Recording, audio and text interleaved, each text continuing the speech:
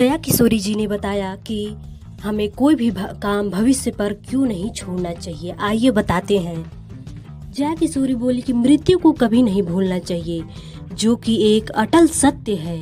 श्री खाटू श्याम कीर्तन मंडल की ओर से आयोजित श्रीमद् भागवत कथा के दूसरे दिन ही जया किशोरी ने नगरी हो अयोध्या श्री रघुकुल सा घराना हो, चरण हो राघव के जहाँ मेरा ठिकाना हो, भजन गाकर सबका दिल जीत लिया।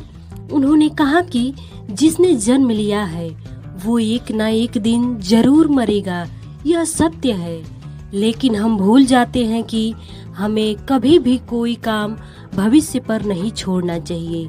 जिंदगी का कोई भरोसा नहीं है, मनुष्य से सीखे अगले पल का कोई भरोसा नहीं है।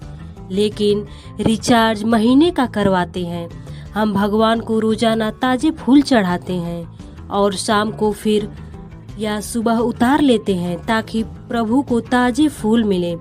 फिर अपने आप को प्रभु को बुढ़ापे में क्यों अर्पित करते हो, जवानी में क्यों नहीं? बुढ़ापे में जब आप भगवान को बुलाओगे तो भगवान कहते हैं अब तुम क्या मुझे बुलाओगे, अब तो मैं तुमको बुलाऊंगा। जया किशोरी ने कहा कि शास्त्र हमें धर्म, ज्ञान, भगवान की भक्ति को सीख देते हैं।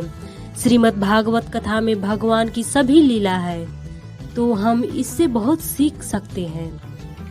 भगवान की कथा का हर पात्र बहुत ही कुछ हमें सिखाता है। पूजा पाठ आपको जीवन में जीने का तरीका बताते हैं कि हमें अपनी जिंदगी कैसे जीनी है और हमारी जिंदगी कैसे कटेगी।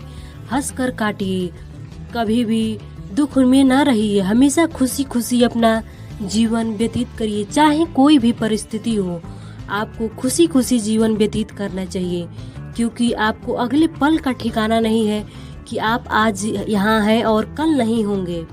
हम सब भूल जा रहे हैं। बच्चों को अच्छे संस्कार दें ताकि वो भविष्य में आगे बढ़ें। आज युवा आगे बढ़ने के लिए गलत दिशा की ओर जा रहा है, जो कि गलत है। जया किशोरी ने भगवान की कथा का प्रसंग सुनाते हुए कहा कि कपिल देव ने सती चरित्र और भरत चरित्र की कथा को महत्वपूर्ण मानते हुए भगवान से जुड़कर जीवन को सफल बनाने का संदेश दिया था।